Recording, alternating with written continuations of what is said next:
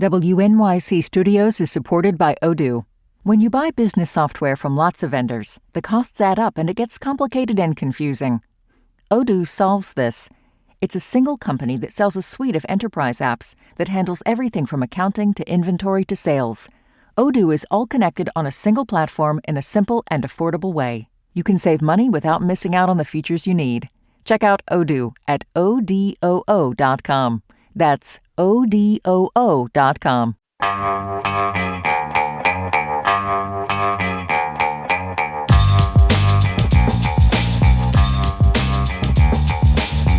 Brian Lehrer on WNYC. So ahead of Sunday's snowstorm, New York City residents were repeatedly advised to stay indoors and protect themselves from the dangerous cold. But this advice is difficult to follow if you are one of the thousands of New Yorkers living on city streets. And of course, the cold is continuing well past the snowstorm. On Thursday, Mayor Mamdani called a code blue, triggering enhanced outreach. They call it enhanced outreach efforts, and requiring shelters to accept anyone seeking refuge regardless of capacity. But despite the city's efforts, 8 people have died due to freezing conditions since Saturday, according to the city. Yesterday, the mayor told members of the press that some of the deceased had, quote, interactions with our shelter system in the past. The cold snap is set to linger for at least another week. So with me now to discuss how the city can prevent more deaths and better protect homeless New Yorkers is Dave Giffen, Executive Director of the Coalition for the Homeless. Dave, thank you for joining us. Sorry it's under these circumstances. Welcome to WNYC. Thank you, Brian. And yes, it's terrible that we even have to talk about this. And last Thursday, as I said, the mayor announced that enhanced Code Blue protocols would be in effect. What is Code Blue and how has it been enhanced? Sure. Code Blue is issued when the weather gets below a certain temperature and it becomes dangerous, even more dangerous for people to be sleeping outside. So at that point, the city deploys more outreach workers to go out and try to find people who might be exposed to the cold and not know that they have this option of coming into the shelter system. And then all of the standard rules of how you access shelters are eased up and broadened up. So normally, if you want to enter the shelter system, you have to go into one of the few intake facilities. Or if you've been in a shelter, you have to return to the shelter that you had been in within the last year. During Code Red, you can go into any city shelter and they have to find a warm place for you to be. How many people are currently living on the streets in New York City? I know there's an annual count, which happens around this time of year. Has it been done yet, or what's your best count at the Coalition for the Homeless if it's different from the cities? Well, I'll tell you, Brian, nobody really knows the number, and the count is not, in fact, a count. It's an estimate, the HOPE estimate. That count was supposed to be happening tonight, but they just pushed it to next week. The methodology behind that count is very flawed, and it does not come up with a number that has much utility. According to the city, there's 4,500 people that are sleeping unsheltered on the streets. But that count is generally done on one of the coldest nights of the years and conducted by volunteers, and they're only counting those people who they happen to find and see. During weather like this, a lot of the people who are sleeping unsheltered are in places where you can't see them. They're purposely out of sight and in places where they might be able to get warmth. So the count has never been a good estimate of the number of people. Furthermore, it's just on one night, right? And the number of people who are sleeping outside really changes from night to night. And people might come inside, stay on a friend's couch for a night, or maybe save up enough for a hotel room. So, I can't tell you how many people are sleeping unsheltered, but I can tell you it's many more than is reflected in the HOPE estimate. So what is the city doing right now to get people inside? And would you describe the efforts under Mayor Mamdani so far as being any different from what previous mayors have done in similar cold weather? Well, the response, whether under the previous administration or this one, has the same categories of response. The city needs to make sure that they have enough space indoors for anyone that wants to come in.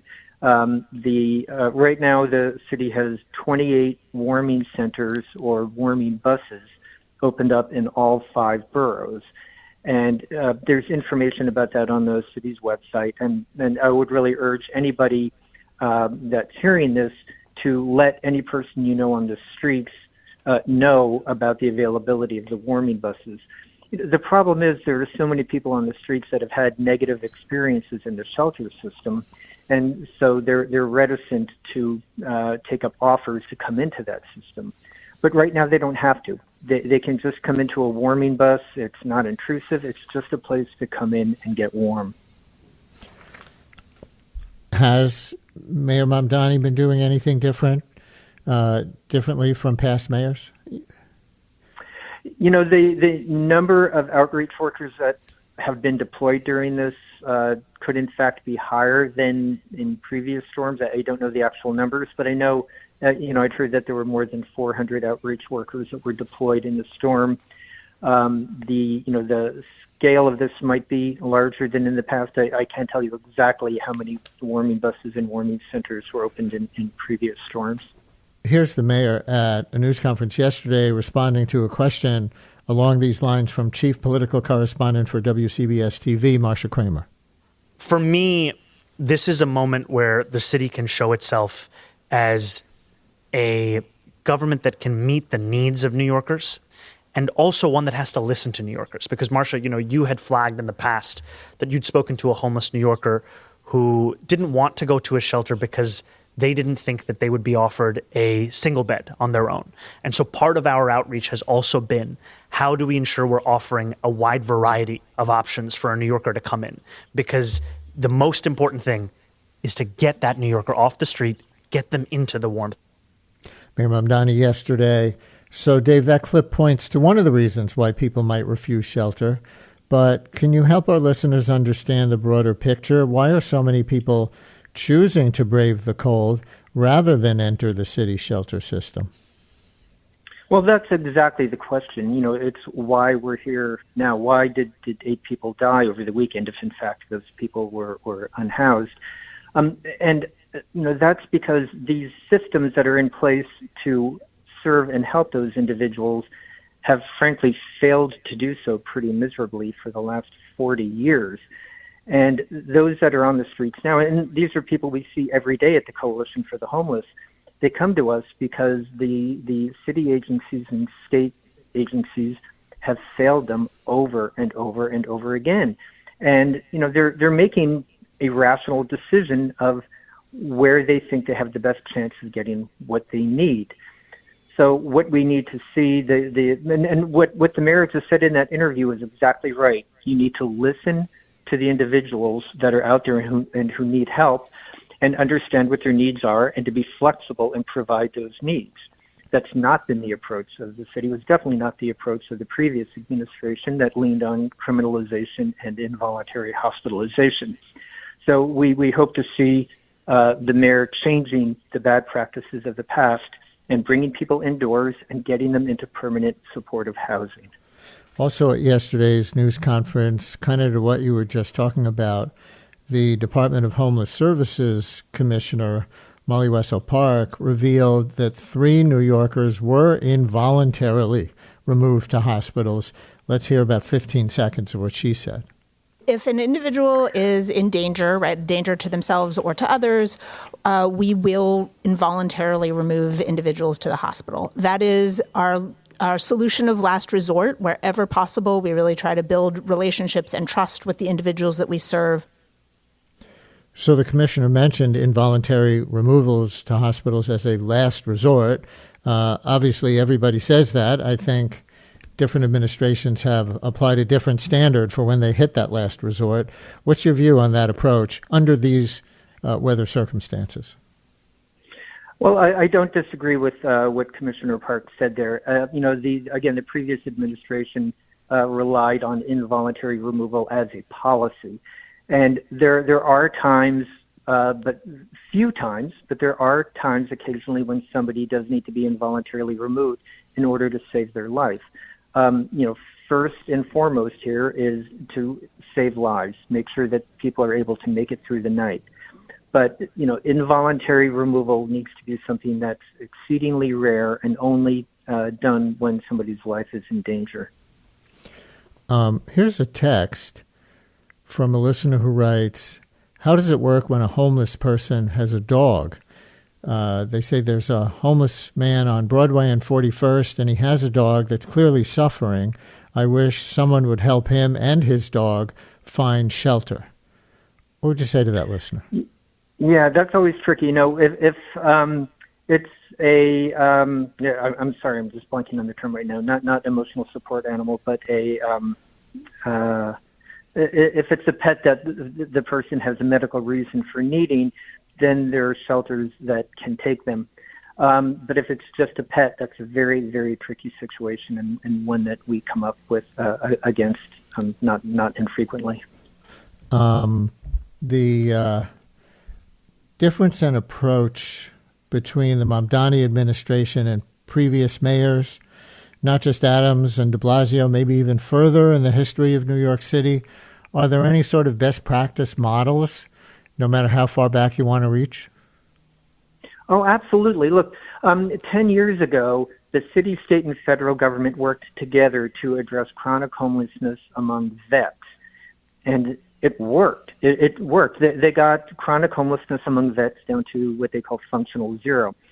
And that's because it was a coordinated effort that placed those individuals into supportive housing using the Housing First model. This model was so successful, it's mind-boggling that the city isn't implementing it now for everybody who's unsheltered on the streets.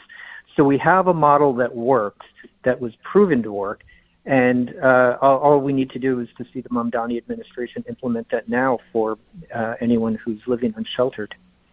Adrienne in Hell's Kitchen, you're on WNYC with Dave Giffen from the Coalition for the Homeless. Hello, Adrienne. Hi. I'm calling because during the worst part of the storm, I live in Hell's Kitchen, right near the Port Authority, which is a center for homeless people. The whole Port Authority was cordoned off with gates and police.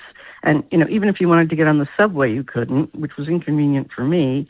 But, that's a warm place where people go, and you couldn't even get in. Why is that? I have to say I was unaware that the Port Authority was cordoned off and people weren't allowed in, so I don't have an answer to that. But, this is a constant fight we have. And it's always possible that it looked like that at a given moment, but that's not actually a policy they implemented. So I guess we don't really know, but it certainly appeared like that to the caller. Yes. There's a constant push and pull about access to transportation hubs for people who are homeless. Those are public facilities, and your housing status does not impact your status as a member of the public. So any place that's providing shelter and warmth to somebody, especially in conditions like this, should be available to those individuals. Are you calling for any different policy with respect to the subways than has been followed recently? Well, we definitely do want the administration to stop this policy of relying on involuntary hospitalization just to remove people without homes from public spaces. It's not only inhumane and counterproductive, but it's expensive. The police don't want to do it. The hospitals don't want to do it. It doesn't provide any solution to the problem. If you don't want to see people sleeping in subway stations, then give them a place to live. It really is that simple, Brian. Wade in Montclair, you're on WNYC. Hello, Wade. Hello. Thanks for taking my call. I'm a clergyman and retired, but this churches and synagogues, houses of worship enjoy tax-free benefits. The least they could do is show compassion to the homeless and provide warming centers or shelter as part of their obligation of being compassionate. I'm very disturbed about the lack of compassion on the parts of houses of worship. what are some of the policies from houses of worship that you're referring to? They are closed during non-service, when they're not having worship times. They end up being closed, denying the warmth in their space to the people who are hovering outside. Wade, thank you very much for your call. Is this an issue that the Coalition for the Homeless has taken a position on, Dave? No, houses of worship really address this issue in their own way, and even within a certain religion, all the houses of worship within that religion have a lot of autonomy as to how they're addressing homelessness. We work with quite a few houses of worship that are very, very helpful. But there are many of them, and they all manage this in their own way. We have really no. If I had authority over houses of worship, I'd have a different title than I do now. One more call. Michael in the East Village, you're on WNYC, wants some advice. Michael, hi. Hi, thank you so much. I'm so glad you're doing this call-in. I pass a block on Avenue A every morning getting the paper between 11th and 12th, and there's a new building, relatively new, but nothing's moved into the storefront yet. There's a couple of little niches where the same people are sleeping every night, and they're bundled up. You can't see their faces. It's nice when you see a little movement because you know they're not dead. But I feel like frustrated because I have no idea what to do or what my obligations could be or how I might be helpful. Can you advise Michael? And then go broader, and then we're out of time. Answer Michael's specific question, but also what should people in general do if they either know people who are in such situations or if they are those people themselves? Well, we're always free to connect them with the Coalition for the Homeless. On our website, we have a crisis hotline, and anybody is welcome to call that hotline. And one of our case managers here will, and our advocates here, will help those individuals to address their needs. We try to be miracle workers, but there's, only so many resources for people without homes in New York City. But anybody who calls us will get a call back from our team. And, we're very knowledgeable about what's available for anyone in New York City who lacks a home and needs shelter, services, homes. So feel free to give them information about the Coalition for the Homeless. Do you want to just say contact information on the air? Yes. Hang on one second. And as you're looking it up, I'll just say that my guest has been Dave Giffen, Executive Director of the Coalition for the Homeless. Go ahead and finish up. Okay. The crisis hotline number is 888-358-2384. 888-358. I'm going to repeat it because it goes by fast on the radio. 888-358. Finish it. 2384. And you can also just go to our website to get that number and to get all kinds of information about the things that are available for homeless New Yorkers. And that's coalitionforthehomeless.org. 888-358-2384. And I think people can also call 311 per the mayor if they are concerned about folks on the street. Dave, thank you for joining us. Thank you, Brian. Since WNYC's first broadcast in 1924, we've been dedicated to creating the kind of content we know the world needs. Since then, New York Public Radio's rigorous journalism has gone on to win a Peabody Award and a DuPont Columbia Award, among others. In addition to this award-winning reporting, your sponsorship also supports inspiring storytelling and extraordinary music that is free and accessible to all. To get in touch and find out more, visit sponsorship.wnyc.org.